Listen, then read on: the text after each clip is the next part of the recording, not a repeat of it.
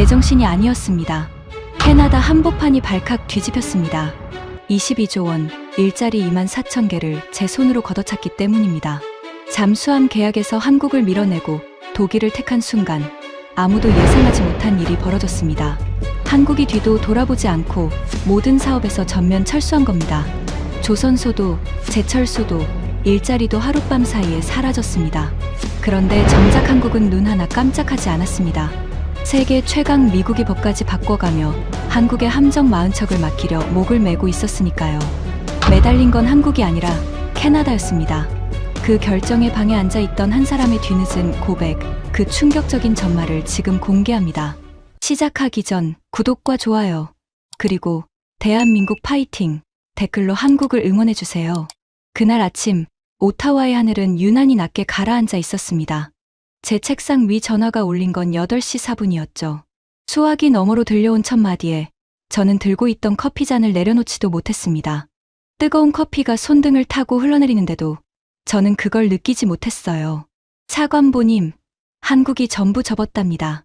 조선소도, 제철소도, 부품 공장도 하룻밤 사이에 통째로 철수했습니다. 22조 원이었습니다. 그리고 온타리오에 약속됐던 일자리 24,000개. 그게 단 한 통의 전화로 연기처럼 사라졌습니다. 수화기를 내려놓은 손이 미세하게 떨렸습니다. 저는 창밖을 봤어요. 회색 구름 아래로 국회의사당의 첨탑이 흐릿하게 서 있더군요.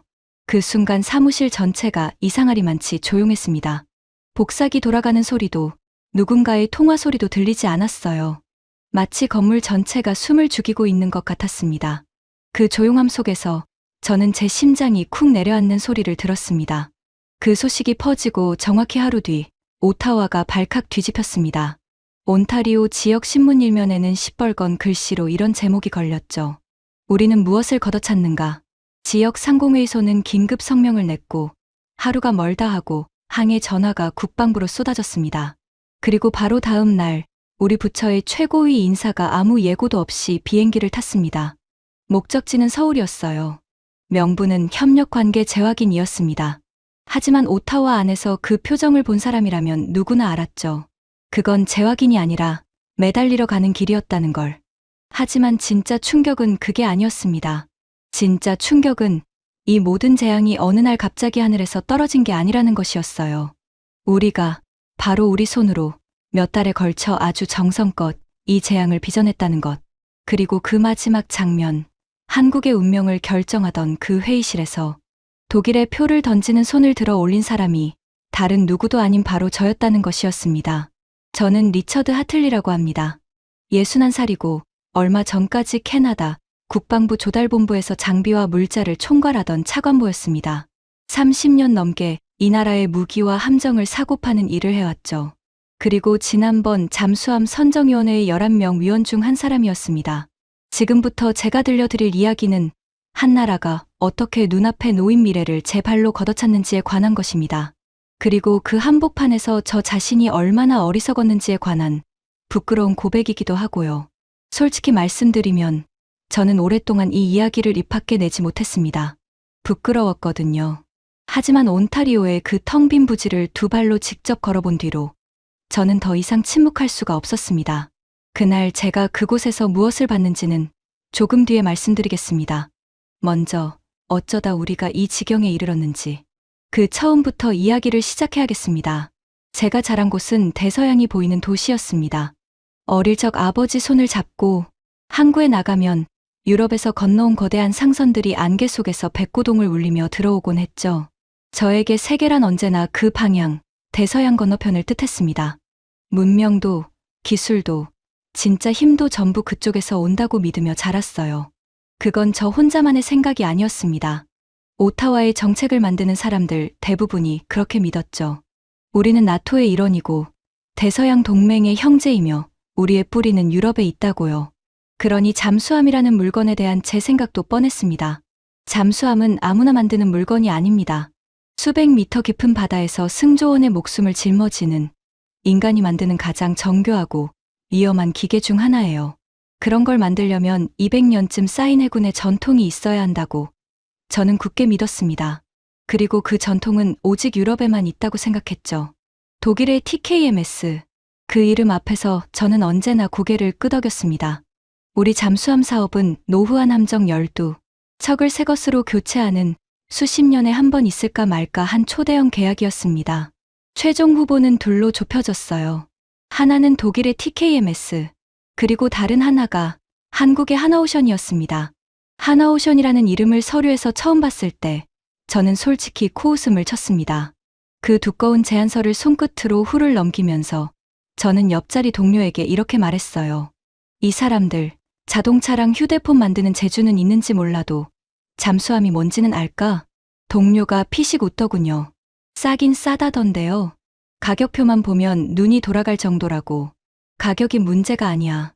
저는 서류를 책상에 툭 내려놓았습니다. 우리 병사들 목숨이 걸린 물건이라고.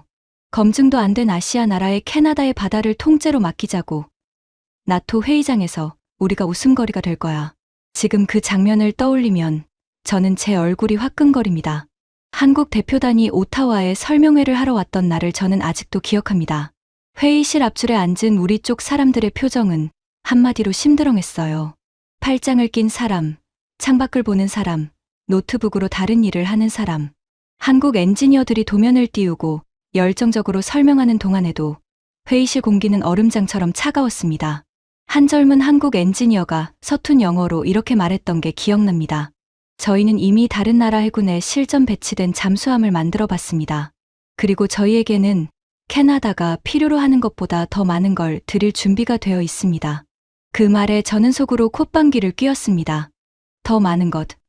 신흥국들이 계약 따내려고 늘 하는 소리지. 저는 그 말의 진짜 무게를 조금도 알아채지 못했어요. 그때 제가 흘려들은 그 한마디가 나중에 제 발목을 잡을 거라고는 상상도 못했습니다. 하지만 그날 그 차가운 회의실 뒷자리에서 조용히 다른 표정을 짓고 있던 사람이 딱 한 명 있었습니다. 온타리오에서 온 지역 경제 담당관 린다 카마이클이었죠. 그녀만은 팔짱을 끼지 않았습니다. 오히려 앞으로 몸을 기울인 채 한국 엔지니어의 말을 한마디도 놓치지 않으려는 듯 열심히 받아 적고 있었어요. 그때는 몰랐습니다.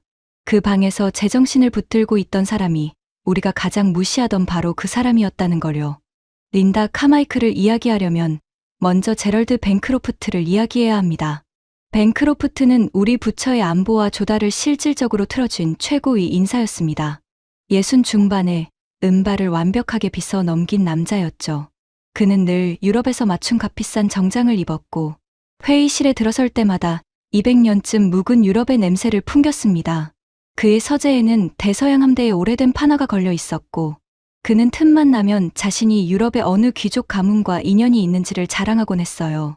그에게 아시아는 그저 지도 한 구석의 변방이었습니다. 선정위원회 최종 회의가 열리던 날 회의실 안의 공기는 이미 한쪽으로 기울어 있었습니다. 긴 마호가니 탁자 끝에 벤크로프트가 앉았고 그 뒤 벽에는 캐나다와 나토 회원국들의 국기가 나란히 걸려 있었죠. 형광등 불빛 아래에서 11명의 위원들이 각자의 자료를 뒤적이고 있었습니다. 먼저 입을 연 건 린다 카마이클이었습니다.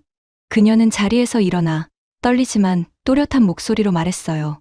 위원장님, 결정을 내리기 전에 한 가지만 짚고 싶습니다. 한국이 제시한 건 단순히 잠수함 12척이 아닙니다. 온타리오에 조선소를 짓고 알고마 스틸에 8천억 원을 투자해 제철소를 세우고 우리 자동차 부품협회와 손잡고 군용 차량 공장까지 만들겠다고 했습니다. 일자리 24,000개를 그것도 25년 동안 보장하겠다고요. 이건 방산 계약이 아니라 온타리오 경제 전체를 되살릴 회생 계획입니다. 회의실이 잠시 술렁였습니다. 몇몇 위원의 눈빛이 흔들리는 게 보였어요. 하지만 벤크로프트는 미동도 하지 않았습니다. 그는 손에 든 만년필을 탁, 탁, 탁, 탁자 위에 규칙적으로 두드렸습니다.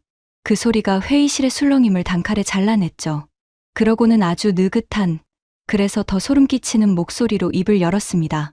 카마이클 씨, 우리가 지금 논하는 건 국가 안보입니다. 공장 몇 개, 일자리 몇 개가 아니라요.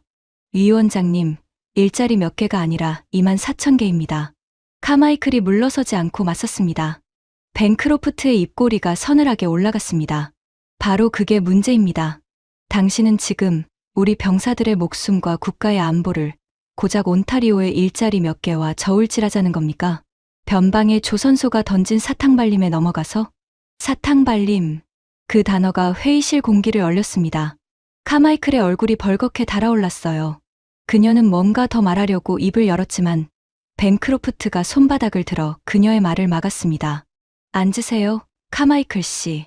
이건 지역 경제 담당관이 결정할 문제가 아닙니다. 그녀는 천천히, 아주 천천히 자리에 앉았습니다. 그 순간 그녀의 눈에 어리던 것이 무엇이었는지 저는 지금도 잊지 못합니다. 그건 분노였고 동시에 무력감이었어요. 옳은 걸 알면서도 아무것도 할 수 없는 사람의 눈빛. 저는 그 눈빛을 애써 외면했습니다. 벤크로프트는 몸을 앞으로 기울이며 위원들을 하나하나 눈으로 훑었습니다. 여러분, 잠수함은 200년 해군 전통이 만드는 물건입니다. 독일의 TKMS는 세계가 인정하는 이름이에요. 반면 저 아시아의 회사가 만든 배가 진짜 실전에서 어떨지 누가 보증합니까? 우리는 유럽의 형제들과 함께 대서양을 지켜온 나라입니다. 우리의 자리는 나토 안에 있고 우리의 미래는 대서양에 있습니다. 저는 이 자명한 사실 앞에서 우리가 흔들리지 않기를 바랍니다. 말을 마친 그는 몸을 뒤로 젖히며 마지막 한마디를 던졌습니다. 그 말이야말로 제가 평생 잊지 못할 이 나라의 오만을 통째로 압축한 문장이었죠. 어차피 저들은 우리한테 목을 맬 겁니다. 신흥국들이 다 그렇듯이. 오늘 떨어뜨려도 내일이면 더 좋은 조건으로 다시 기어들어 올 거예요. 급한 건 우리가 아니라 저들이니까. 몇몇 위원이 낮게 웃었습니다. 저도 그 웃음에 동참했습니다. 부끄럽지만 그때 저는 그 말이 옳다고 믿었어요. 표결이 시작됐습니다. 벤크로프트가 먼저 손을 들었습니다. 독일, 그 다음 사람, 또 독일. 회의실 안에서 손이 하나씩 올라갔어요. 저는 잠시 망설였습니다. 아주 짧은 순간 카마이클의 그 무력한 눈빛이 머릿속을 스쳤거든요. 하지만 그 망설임은 1초도 가지 못했습니다. 저는 손을 들었습니다. 독일이었어요. 카마이클은 끝내 손을 들지 않았습니다. 11명 중 10명이 독일을 택했고 1명만이 조용히 고개를 숙이고 있었죠. 벤크로프트가 만족스러운 표정으로 회의를 마무리했습니다. 현명한 결정입니다, 여러분. 역사가 우리를 옳다고 평가할 겁니다. 회의실을 나서는 제 발걸음은 가벼웠습니다. 큰 짐을 하나 덜어낸 기분이었어요. 복도 창문으로 들어온 오후 햇살이 따뜻했고 저는 그날 저녁 오랜만에 편히 잠들 거라고 생각했습니다. 하지만 제가 그 손을 들어 올린 순간 저는 제가 무엇을 밀어냈는지 조금도 알지 못했습니다. 며칠 뒤 서류를 정리하다가 저는 그동안 한 번도 제대로 펼쳐보지 않았던 문서 하나를 손에 들게 됩니다. 한국이 제출한 그 두꺼운 제안서의 마지막 부록이었죠. 그 첫 장을 넘긴 순간부터 제 세계는 아주 천천히 그러나 완전히 무너지기 시작했습니다. 표결이 끝나고 사흘째 되던 밤이었습니다. 저는 사무실에 혼자 남아 서류함을 정리하고 있었어요. 선정이 끝났으니 한국 쪽 자료는 이제 폐기 대상이었죠. 그 두꺼운 제안서를 파쇄기 옆 상자에 던져 넣으려던 순간 뒷표지에 붙어있던 얇은 부록 하나가 툭 떨어졌습니다. 추가 산업협력 계획. 표지에는 그렇게 적혀 있었어요. 저는 그걸 주워들었습니다. 솔직히 파쇄기에 넣기 전에 마지막으로 한번 비웃어 주려던 마음이었는지도 모릅니다. 이 사람들 계약 못한 것도 서러운데 이런 걸 뭐하러 이렇게 두껍게 만들었나 하는 심정이었죠. 그런데 첫 장을 넘긴 순간 저는 그 자리에 굳어버렸습니다. 거기 적힌 건 잠수함 이야기가 아니었어요.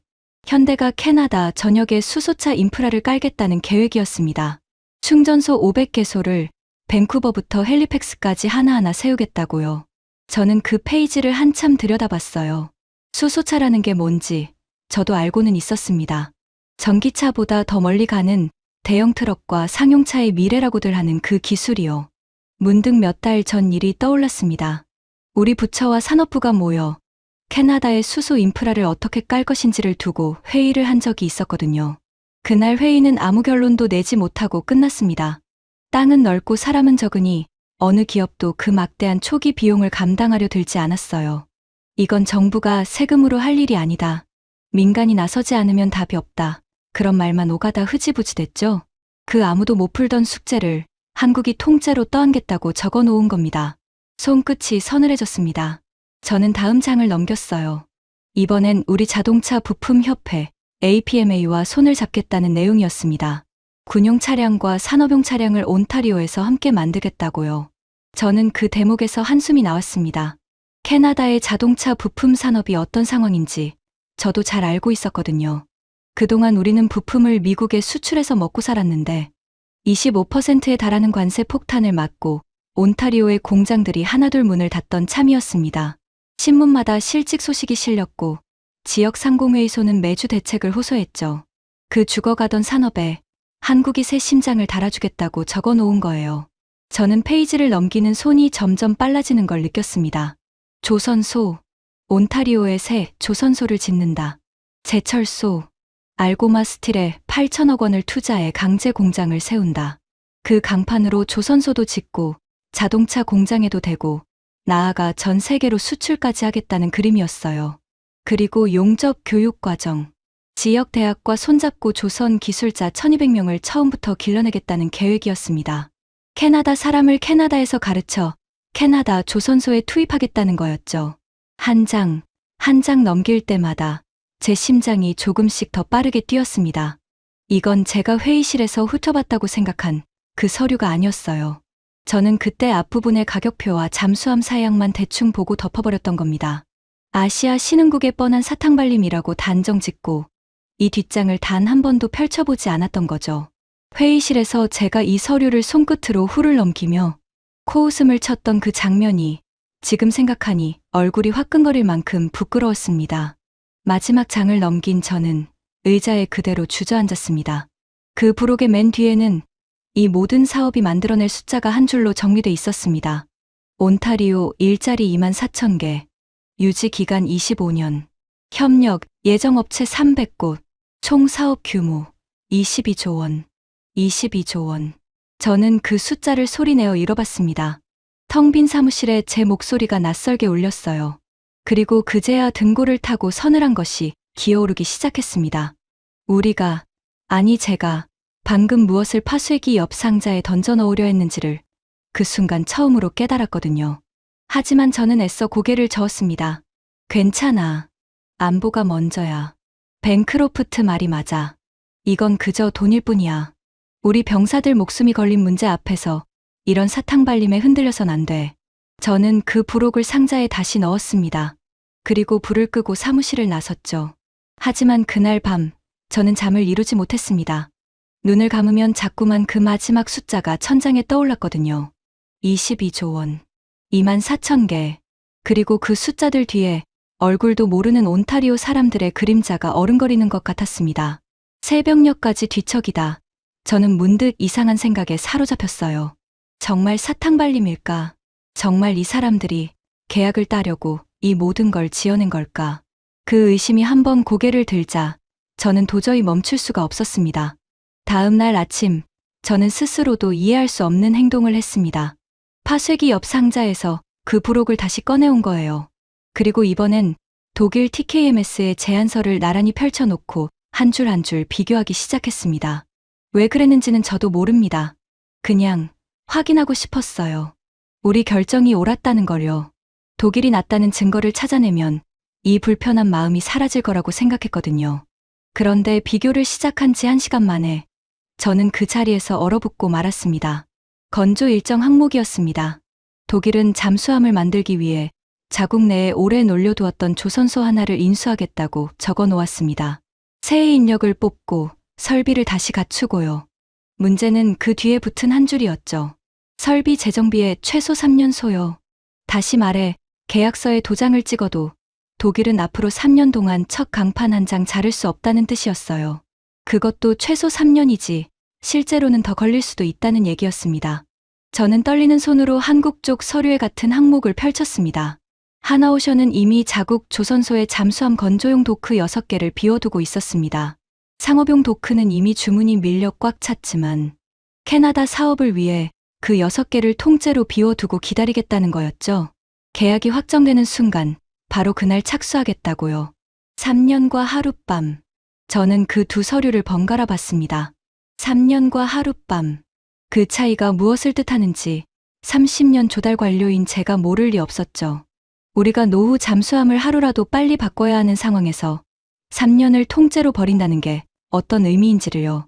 잠수함 12척을 3년 늦게 받는다는 건 그 3년 동안 우리 바다에 구멍이 뚫린 채로 버텨야 한다는 뜻이었습니다.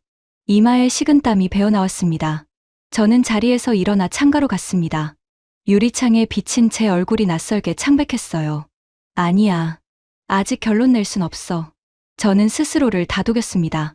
조선소야 어찌됐든 잠수함 자체의 성능은 독일이 낫지 않겠느냐고요. 200년 전통이라는 게 그냥 나온 말은 아닐 테니까요. 하지만 그 다음 며칠 동안 저는 마치 뭔가에 홀린 사람처럼 두 서류를 파고들었습니다. 밤늦게까지 사무실에 남아 사양과 실적을 하나하나 대조했어요. 파고들수록 이상한 일이 벌어졌습니다. 우리가 옳았다는 증거를 찾으려고 시작한 일이 자꾸만 정반대의 답을 내밀었거든요. 하나오션은 이미 다른 나라 해군에 실전 배치된 잠수함을 만들어 본 회사였습니다. 성능도 실적도 결코 뒤지지 않았어요. 오히려 어떤 항목은 독일을 앞서 있었죠. 그리고 무엇보다 독일은 자국 안에서만 배를 만들겠다고 했습니다. 캐나다에는 조선소도, 제철소도, 일자리도 단 한 줄의 약속도 없었어요. 온타리오에 관해서는 아예 언급조차 없었습니다. 반면 한국은 우리가 요구하지도 않은 것들까지 먼저 내밀고 있었습니다. 그 무렵 저는 오래 함께 일한 후배 앤더슨과 늦은 저녁을 먹게 됐어요. 술이 한 잔 들어가자 저도 모르게 속내가 새어나왔습니다. 앤더슨, 자네 혹시 한국 쪽 부록 서류 본 적 있나? 앤더슨이 포크를 내려놓으며 저를 빤히 봤어요. 부록이요? 아니요. 어차피 떨어진 건데 그걸 왜 봅니까? 봤어야 했어. 저는 나직이 말했습니다.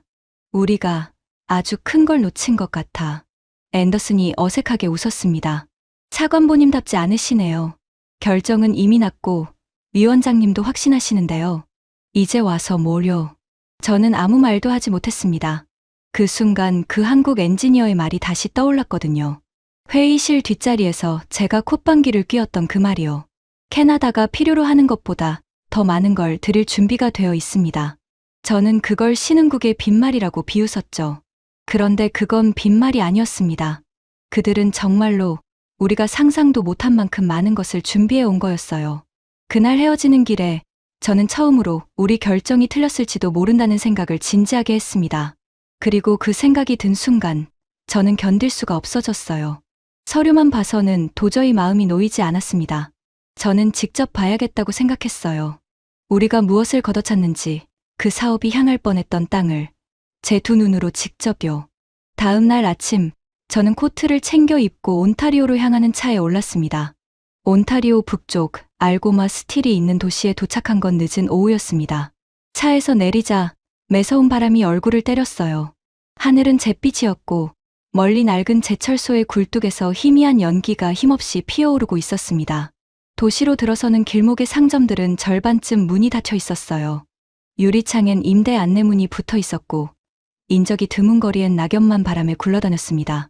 한때는 철강으로 활기가 넘쳤을 도시가 지금은 숨을 죽인 채 겨울을 견디고 있는 것 같았죠. 저는 코트깃을 세우고 한국이 제철소를 세우기로 했던 부지로 걸어갔습니다. 그곳에 도착한 저는 한참을 말없이 서 있었습니다. 넓은 공터였습니다. 그냥 아무것도 없는 언 땅이었어요. 겨울바람에 마른 잡초가 서걱거리며 흔들리고 땅바닥엔 아직 걷어내지 않은 측량 말뚝 몇 개가 삐뚤삐뚤 박혀 있었죠. 그 말뚝들이 이곳에 무언가가 세워질 뻔했다는 유일한 흔적이었습니다. 8천억 원짜리 강제 공장이요. 하지만 이제 이곳엔 첫 삽조차 뜨지 못한 언 땅만 남아 있었습니다. 저는 그 언 땅을 한 발로 툭 밟아봤어요. 돌처럼 단단하게 얼어있더군요. 바로 그때 등 뒤에서 인기척이 났습니다. 두꺼운 작업복을 입은 남자 하나가 손을 호주머니에 찌른 채 저와 같은 곳을 바라보고 서 있었어요. 예수는 넘어 보이는 얼굴에 깊은 주름이 팬 노동자였습니다. 여기 뭐 세워지나 보러 오셨수? 그가 저를 흘깃보며 물었습니다. 저는 뭐라 답해야 할지 몰라 잠시 머뭇거렸어요. 그냥 지나가던 길입니다. 남자는 코웃음을 치더니 언 땅을 향해 턱짓을 했습니다. 여기 말이오. 원래 공장 들어온다고 했었소. 우리 아들놈이 얼마나 좋아했는지 아시오? 여기서 25년은 일할 수 있다고. 이제 이 동네 안 떠나도 된다고. 용접 배우겠다고 학원까지 등록했었지. 그런데 어느 날 갑자기 다 없던 일이 됐다지 뭐요. 저는 아무 말도 할 수 없었습니다. 심장이 쿵 하고 내려앉았거든요. 위에서 그럽디다. 독일인지 어디인지랑 하기로 했다고. 우리 같은 사람들 일자리보다 더 중요한 게 있다나. 나 참. 남자가 씁쓸하게 웃었습니다. 이 동네가 어떤 동네인지 아시오? 젊은 사람들 다 떠나고 남은 건 우리 같은 늙은이들 뿐이오. 그 공장 하나 들어오면 우리 아들 같은 애들이 안 떠나도 됐던 거요. 그게 그렇게 없어졌소. 바람이 우리 사이를 훑고 지나갔습니다. 그 마른 잡초 서걱거리는 소리가 마치 누군가의 한숨처럼 들렸어요. 그때 저만치 낡은 트럭 한 대가 서더니 젊은 남자 하나가 내렸습니다. 20살이나 됐을까요? 노동자가 손을 들자 청년이 이쪽으로 걸어왔어요. 아버지와 아들이었습니다. 아버지, 여기서 뭐 하세요? 춥게. 청년이 아버지의 어깨에 손을 얹었습니다. 그러다 저를 보고는 어색하게 목례를 하더군요. 노동자가 저를 가리키며 말했어요. 이 양반이 여기 뭐 세워지나 보러 왔다길래. 청년의 눈빛이 잠시 흔들렸습니다. 그러더니 그 언 땅을 바라보며 애써 담담한 척 입을 열었어요. 여기 제철소 들어오면요. 저 여기 취직하려고 했었어요. 용접 자격증도 거의 다 땄었고요. 학교에서 그러더라고요. 조선소랑 제철소가 같이 들어오면 배우기만 하면 바로 뽑아준다고. 이 동네에서 25년을 보장받고 일한다는 게 어떤 건지 아세요? 청년이 저를 똑바로 봤습니다. 제 친구들 다 떠났어요. 밴쿠버로, 토론토로, 심지어 미국으로.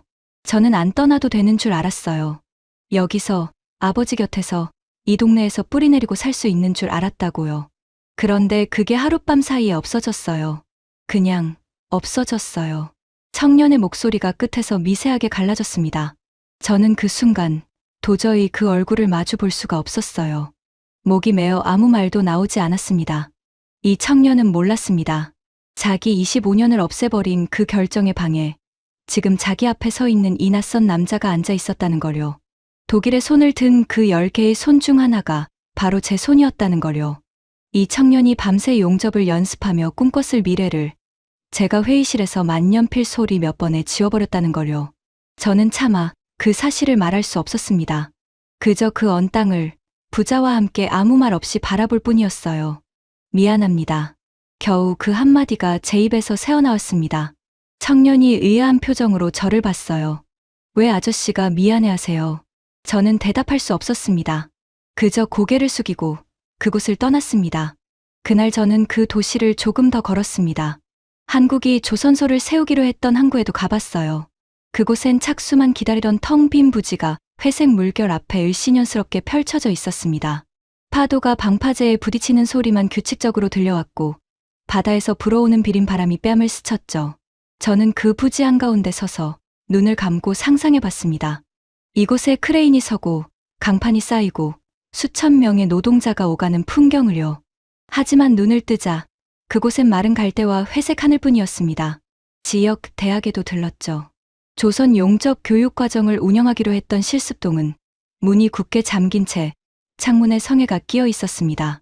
유리 너머로 아직 포장도 뜯지 않은 새 용접 장비들이 먼지를 쓰고 웅크리고 있는 게 보였어요. 로봇팔이며 용접 기계며 조선 기술을 가르치기 위한 온갖 장비가 비닐도 벗기지 못한 채 그렇게 쌓여 있었습니다. 1200명을 가르칠 뻔했던 그 교실은 단 한 명의 학생도 받지 못한 채 잠들어 있었어요. 저는 그 잠긴 문 앞에 오래 서 있었습니다. 조금 전 그 청년이 여기서 용접을 배우려 했겠구나 하는 생각이 들었거든요. 돌아오는 차 안에서 저는 운전대를 잡은 손이 떨리는 걸 느꼈습니다. 회의실에서 벤크로프트가 했던 말이 귓가에 맴돌았어요. 공장 몇 개, 일자리 몇 개. 그는 그렇게 말했었죠. 저도 그 말에 고개를 끄덕였고요. 하지만 그건 공장 몇 개가 아니었습니다. 일자리 몇 개도 아니었어요. 그건 그 아버지의 아들이었고 떠나지 않아도 될 뻔했던 젊은이들의 미래였고 죽어가던 도시의 마지막 심장이었습니다. 우리는 그걸 사탕발림이라고 불렀던 겁니다. 저는 헤드라이트가 비추는 어두운 고속도로를 달리며 오래도록 마음이 무거웠습니다. 오타와로 돌아온 저는 며칠간 아무 일도 손에 잡히지 않았습니다. 그러던 어느 날 오후 후배 앤더슨이 창백한 얼굴로 제 방문을 두드렸습니다. 손에 종이 한 장을 든 채였어요. 차관보님, 이거 보셨습니까? 지금 부처 전체가 이것 때문에 난리입니다. 그가 내민 건 국제 방산 동향 보고서였습니다.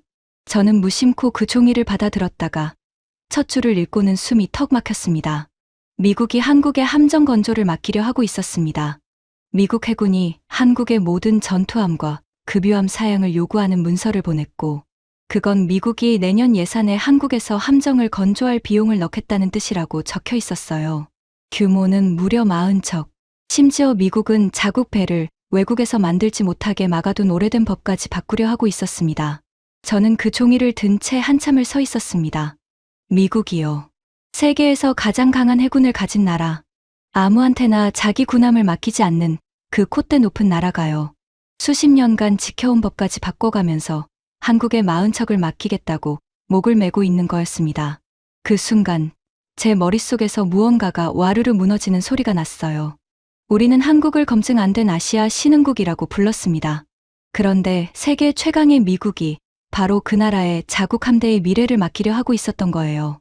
우리가 코웃음 치며 밀어낸 그 손을 미국은 두 손으로 붙잡으려 안달이 나 있었던 겁니다. 차관보님, 이게 사실이면 우리 정말 큰일 난 거 아닙니까? 앤더슨의 목소리가 떨렸습니다. 복도에서 다들 수근거려요. 우리가 세계에서 제일 좋은 파트너를 제 발로 걷어찬 거라고요. 저는 답할 수 없었습니다. 그날 오후 부처 안의 공기는 눈에 띄게 달라져 있었습니다. 3355 모여 수군거리는 사람들, 급하게 걸려오는 전화들, 굳은 얼굴로 회의실을 드나드는 국장들, 며칠 전까지 현명한 결정이라며 서로를 격려하던 사람들이 이제는 서로의 눈을 피하고 있었어요. 저는 그 길로 뱅크로프트의 방으로 향했습니다. 그 보고서를 들이밀면 그도 뭔가 깨닫는 게 있을 거라고 생각했거든요. 저는 그의 방문을 두드리고 종이를 책상 위에 올려놓았습니다. 위원장님, 이걸 보셔야 합니다. 미국이 한국에 함정 40척을 맡기려 하고 있습니다. 법까지 바꾸면서요. 우리가 뭔가 크게 놓친 건지도 모릅니다. 뱅크로프트는 그 종이를 흘깃 보더니 은발을 뒤로 쓸어 넘기며 피식 웃었습니다. 하틀리, 자네답지 않게 왜 그러나. 미국이야 자기들 사정이 있는 거고. 우리는 우리 길을 가면 돼요. 우리에겐 유럽의 형제들이 있잖나. 위원장님, 지금 미국조차 한국에 매달리고 있다니까요. 저는 온타리오에도 직접 다녀왔습니다. 그곳 사람들이 무엇을 잃었는지 두 눈으로 봤어요. 우리가 걷어찬 게 사탕발림이 아니었습니다. 온타리오? 뱅크로프트의 눈썹이 꿈틀했습니다. 그러더니 그는 아주 경멸적인 표정으로 저를 봤어요. 자네, 언제부터 그런 감상에 젖었나. 조달 관료가 공장 부지나 돌아보고 다니고 말이야. 일자리 몇 개에 눈물이나 짜라고 자네를 그 자리에 앉힌 줄 아나? 저는 그 말에 온몸이 굳었습니다. 위원장님, 그건 일자리 몇 개가 아니라 24,000개입니다. 25년짜리요. 이복의 하틀리. 뱅크로프트가 만년필을 탁탁 책상에 두드렸습니다. 그 소리가 또 한 번 제 말을 잘라냈어요. 안보라는 건 말이야. 그런 장사꾼 셈법으로 하는 게 아니야. 자네가 지금 하는 얘기는 200년 전 유럽의 귀족들이라면 코웃음을 쳤을 소리야. 우리는 대서양의 문명을 지키는 나라라고. 저 변방의 조선소가 던진 미끼 몇 개에 국격을 팔아넘길 셈인가. 그는 몸을 뒤로 젖히며 그 특유의 오만한 미소를 지었습니다. 미국이 급하니까 그러는 거지. 하지만 우린 급할 게 없어. 어차피 한국은 우리한테도 목을 맬 거라고 하지 않았나. 며칠 지나면 조건 낮춰서 다시 기어들어 올 걸세. 신흥국들이 다 그래. 잠깐 콧대를 세워도 결국 큰 나라 앞에선 고개를 숙이지. 두고 보게나. 자네가 그 부지 흙털고 오는 사이에 저들이 먼저 전화를 걸어올 테니. 저는 그 순간 뱅크로프트의 얼굴을 물끄러미 바라봤습니다. 200년 묵은 유럽의 판화가 걸린 방에서 완벽하게 빗어 넘긴 은발을 하고 그는 여전히 웃고 있었어요. 세상이 발밑에서부터 통째로 뒤집히고 있는데도 그는 자기가 그린 낡은 지도 위에서 조금도 움직이지 않고 있었습니다. 그리고 저는 그 순간 처음으로 그 오만이 얼마나 무서운 것인지를 깨달았어요. 그건 단순한 자만이 아니었습니다. 그건 세상이 변했다는 걸 끝까지 인정하지 않으려는 눈먼 자의 고집이었습니다. 저는 아무 말 없이 그 방을 나왔습니다. 등 뒤로 문이 닫히는 소리가 유난히 크게 들렸습니다. 그날 밤, 저는 집에 돌아와 서재의 오래된 세계 지도를 펼쳤습니다. 30년 넘게 제 세계관의 중심에 있던 지도였죠. 그 지도의 한가운데엔 언제나 대서양이 있었습니다. 유럽과 북미가 마주보고 그 사이의 바다를 우리와 나토의 형제들이 함께 지키는 그림.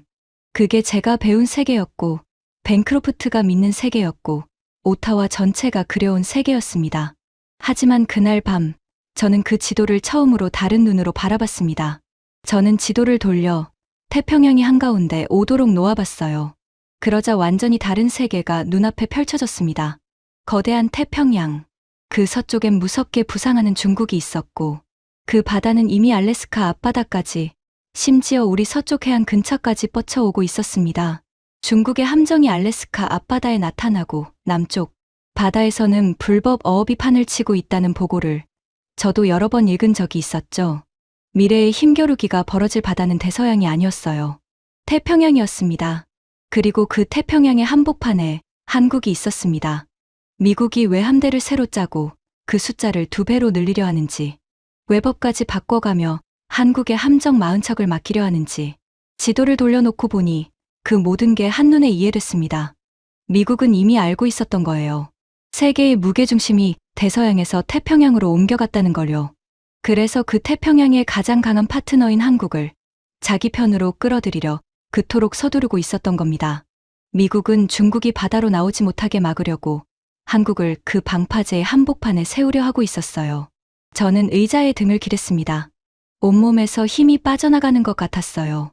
우리는 낡은 지도를 보고 있었습니다. 대서양이 세계의 중심이라는 200년 전의 지도를요. 벤크로프트는 그 낡은 지도 위에서 유럽의 판화를 걸어놓고 유럽의 정장을 입고 유럽의 형제들을 이야기했습니다. 그리고 저는 그런 글을 따라 아무 의심 없이 손을 들었죠. 우리는 세계가 이미 다른 방향으로 돌아가고 있다는 걸 조금도 알아채지 못했던 겁니다. 바로 그때 제 전화가 울렸습니다. 린다 카마이클이었어요. 저는 잠시 망설이다 전화를 받았습니다. 수화기 너머로 그녀의 담담한 목소리가 들려왔어요. 차관보님, 온타리오에 다녀오셨다고 들었습니다. 어떻게 아셨습니까? 그 도시는 좁으니까요. 낯선 오타와 사람이 언 땅을 밟고 다녔다는 소문은 금방 퍼집니다. 그녀가 잠시 숨을 골랐어요. 무엇을 보셨습니까? 저는 목이 메어 한참 뒤에야 겨우 대답했습니다. 제가 무엇을 걷어찼는지를 봤습니다. 수화기 너머로 짧은 침묵이 흘렀습니다. 그리고 카마이클이 나직이 말했어요. 그러게요. 저는 그날 그 회의실에서 그 말씀을 드리고 싶었습니다. 하지만 저는 앉으라는 말을 들어야 했죠. 그녀의 목소리에는 원망도 비난도 없었습니다. 그저 깊은 피로만이 배어 있었어요. 너무 늦지 않았기를 바랄 뿐입니다. 하지만 차관보님, 제 생각엔 이미 늦은 것 같습니다. 전화를 끊고 저는 오랫동안 그 지도 앞에 앉아 있었습니다. 가슴 한복판이 서늘하게 비어가는 걸 느끼면서요. 제가 30년간 옳다고 믿어온 모든 것이 실은 낡은 지도 위의 그림자였다는 것, 그리고 제 손이 그 그림자를 붙들려다 진짜 미래를 밀어냈다는 것, 그 사실이 서서히 아주 무겁게 저를 짓눌러 왔습니다. 중국이 우리 서쪽 바다에 나타나는 날, 우리는 무엇으로 맞설 것인가? 3년 뒤에나 첫 강판을 자를 독일 조선소로? 그때 우리는 독일의 잠수함을 언제 주느냐고 매달리며 애를 태우고 있겠죠. 하지만 그 태평양의 강한 파트너는 이미 미국의 손을 잡고 저 앞으로 나아가 있을 겁니다. 문득 온타리오의 그 청년이 떠올랐습니다. 그냥 없어졌어요. 그렇게 말하던 끝에서 갈라지던 목소리도요. 우리는 그 청년의 미래를 낡은 지도 한 장 때문에 걷어찬 거였습니다. 내가 틀렸다. 저는 그렇게 중얼거렸습니다. 30년 조달 관료로서 처음으로 인정한 패배였어요. 하지만 그건 시작에 불과했습니다. 며칠 뒤 한국이 캐나다를 향해 내릴 결정이 우리 모두의 마지막 오만마저 산산조각 낼 거라는 걸 그때 저는 상상조차 하지 못했습니다. 우리는 한국이 우리에게 매달릴 거라고 믿었습니다. 하지만 진짜 매달리게 되는 쪽은 우리였습니다. 한국의 발표가 나온 건 아무도 예상하지 못한 어느 아침이었습니다. 우리는 한국이 조용히 물러날 거라고 생각했습니다. 잠수함 계약에서 떨어졌으니 서운한 표정 몇 번 짓고 그래도 나머지 사업은 이어가지 않겠느냐고요. 조선소나 제철소 같은 건 어차피 돈이 되는 일이니 한국이 알아서 남겨둘 거라 믿었죠. 심지어 벤크로프트는 저들이 먼저 조건을 낮춰 다시 올 것이라고 큰소리쳤고요. 그런데 그날 아침 하나오션은 단 한 줄의 발표로 그 모든 예상을 산산조각 냈습니다. 캐나다 내 모든 산업협력 사업에서 전면 철수한다. 전면 철수였습니다. 조선소도, 알고마 스틸의 직기로 한 8천억 원짜리 제철소도, APMA와의 군용 차량 합작도, 현대의 수소차 인프라도, 대학의 용접 교육 과정도 한 톨도 남기지 않고 하룻밤 사이에 통째로 접은 겁니다. 부처 안이 발칵 뒤집혔습니다. 사람들이 복도로 쏟아져 나왔고 여기저기서 전화벨이 미친 듯이 울렸어요. 저는 그 발표문을 읽으며 오히려 이상하리만치 차분했습니다. 이미 알고 있었거든요. 한국이 왜 이런 결정을 내렸는지를요. 스스로 하지 않겠다는 나라에 굳이 제 돈을 들여 조선소를 짓고 제철소를 세워줄 이유가 한국에게는 하나도 없었습니다. 우리가 한국에 손을 뿌리쳤으니 한국은 그저 그 손을 거둬들였을 뿐이었어요. 하지만 진짜 충격은 그 다음에 왔습니다. 우리는 한국이 이 철수로 큰 타격을 입을 거라고 생각했어요. 22조 원짜리 사업을 스스로 접는 거니까요. 그런데 정작 한국은 눈 하나 깜짝하지 않았습니다. 왜냐하면 한국에게는 캐나다보다 훨씬 큰 바다가 이미 열려 있었거든요. 바로 미국이었습니다. 미국은 법까지 바꿔가며 한국의 함정 40척을 막히려 하고 있었죠. 잠수함 12척을 놓친 게 한국에게 무슨 대수였겠습니까? 한국은 캐나다에 매달릴 이유가 조금도 없었어요. 세계 최강 미국이 두 손 벌려 기다리는데 자기를 무시하고 걷어찬 나라를 붙들 이유가 어디 있겠습니까? 한국은 아쉬울 게 하나도 없었습니다. 아쉬운 건 우리였습니다. 그 사실이 오타와를 덮치자 부처의 분위기는 순식간에 공포로 바뀌었습니다. 그리고 며칠 뒤 저는 제 눈으로 도저히 믿기 어려운 장면을 목격하게 됩니다. 뱅크로프트가 서울로 가는 비행기에 올랐습니다. 한국을 변방의 조선소라고 부르던 그 사람이요. 만년필을 탁 두드리며 카마이클의 입을 막던 그 사람이 완벽하게 빗어 넘긴 은발을 하고 부랴부랴 한국행 비행기를 탄 겁니다. 명분은 협력관계 재확인이었지만 그 표정을 본 사람이라면 누구나 알았습니다. 그건 매달리러 가는 길이었어요. 그가 서울에서 무슨 말을 했는지는 나중에 전해 들었습니다. 그는 잠수함 선정 배경을 정중히 설명하면서도 이렇게 부탁했다고 합니다. AI를 비롯한 다른 산업협력만은 부디 이어가 주십시오. 며칠 전까지 사탕발림이라 비웃던 바로 그 협력을 이제는 제발 남겨달라고 사정한 겁니다. 한국의 대답은 정중했지만 단호했다고 해요. 저희는 저희를 필요로 하는 곳으로 갑니다. 그 한마디에 뱅크로프트는 아무 말도 하지 못했다고 합니다. 저는 그 이야기를 들으며 문득 회의실 뒷자리에서 콧방귀를 뀌었던 저 자신이 떠올랐습니다. 그때 그 젊은 한국 엔지니어가 했던 말이요. 캐나다가 필요로 하는 것보다 더 많은 걸 드릴 준비가 되어 있습니다. 우리는 그 말을 비웃었습니다. 하지만 그들은 정말로 그럴 준비가 되어 있었고 우리는 그걸 걷어찼고 이제 그들은 우리를 필요로 하지 않았습니다. 뱅크로프트가 빈손으로 돌아온 날 저는 복도에서 그와 마주쳤습니다. 그의 은발은 여전히 완벽했지만 그 얼굴에서는 200년 유럽의 냄새가 더 이상 나지 않았어요. 그는 저와 눈을 마주치지 못하고 그저 고개를 숙인 채 제 옆을 지나갔습니다. 만년필을 두드리던 그 오만한 손은 힘없이 아래로 늘어져 있었죠. 세상에서 가장 오만했던 사람이 세상이 변했다는 걸 끝내 인정하지 않던 사람이 그렇게 무너져 있었습니다. 그날 밤 저는 오래 잠들지 못했습니다. 하지만 이번엔 불안 때문이 아니었어요. 결심 때문이었습니다. 다음 날 아침 저는 사직서를 썼습니다. 30년을 몸담은 자리였어요. 하지만 저는 더 이상 그 방에 앉아 있을 수 없었습니다. 독일의 손을 든 그 10개의 손 중 하나였던 제가 아무 일도 없었다는 듯 다시 서류를 넘기며 살아갈 수는 없었거든요. 사직서를 제출하고 저는 한 편의 글을 썼습니다. 제목은 우리가 무엇을 잃었는지였어요. 저는 그 글에 모든 것을 담았습니다. 그 회의실에서 무슨 일이 있었는지, 뱅크로프트가 어떻게 한국을 짓밟고 독일을 밀어붙였는지, 카마이클이 어떻게 앉으라는 말을 들어야 했는지, 그리고 제가 아무 의심 없이 손을 들었는지를요. 저는 우리가 걷어찬 22조 원과 사라진 2만 4천 개의 일자리와 25년의 미래를 하나하나 적었습니다.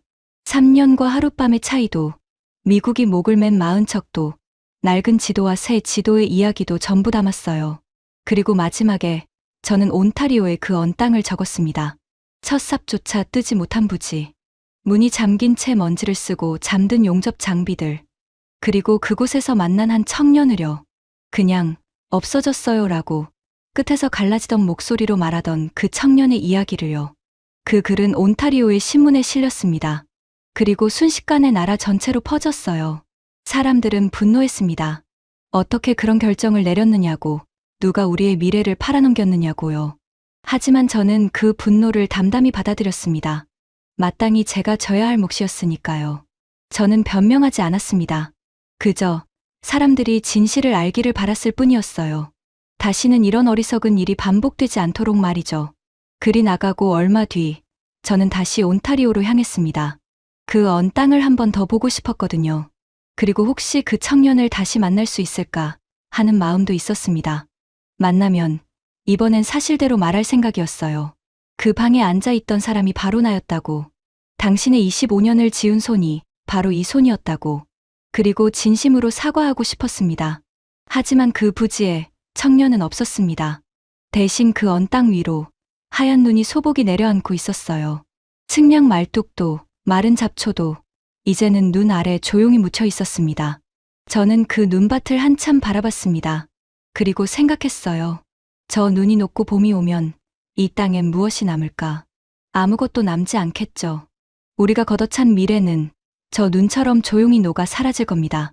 바다 건너 저편에서 한국은 미국의 손을 잡고 이미 저 앞으로 나아가고 있었습니다.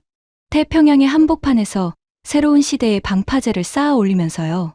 우리가 낡은 지도를 붙들고 서 있는 사이에 세계는 그렇게 새로 그려지고 있었습니다.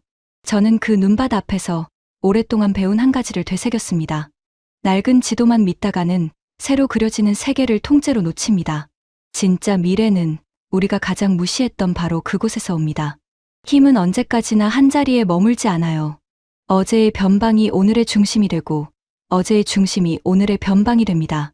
그걸 알아보는 눈을 가진 자만이 다음 시대에 살아남는 법이죠. 우리는 그 눈을 갖지 못했습니다. 그래서 우리는 미래를 걷어찼습니다. 바람이 불어와 제 뺨을 스치고 지나갔습니다. 저는 코트깃을 세우고 그 언 땅에 마지막 눈길을 준 뒤 천천히 돌아섰습니다. 이것이 캐나다가 눈앞에 놓인 미래를 제 발로 걷어찬 이야기입니다. 그리고 그 한복판에서 손을 들었던 한 어리석은 사람의 뒤늦은 고백이기도 하고요. 여러분은 어떠셨나요? 이 이야기가 남의 나라 일처럼만 느껴지진 않으셨기를 바랍니다. 세상 어디에나 낡은 지도를 붙들고 눈을 감는 사람은 있으니까요. 지금까지 캐나다 국방부의 한 고위 관료가 뒤늦게 털어놓은 충격적인 고백이었습니다. 세상은 오랫동안 낡은 지도를 펼쳐두고 한국을 변방이라 불렀지만 정작 새로운 시대를 준비하고 있던 건 언제나 한국이었습니다. 오늘 이 이야기가 여러분의 마음에 작은 자부심 하나로 남았기를 바랍니다. 그 마음을 소중한 이웃과도 나눌 수 있도록 이 영상을 널리 공유해주세요. 진짜 실력은 언젠가 반드시 세계가 먼저 알아봅니다. 오늘 영상이 마음에 드셨다면 구독과 좋아요도 부탁드립니다. 지금까지 감동 새벽이었습니다. 감사합니다.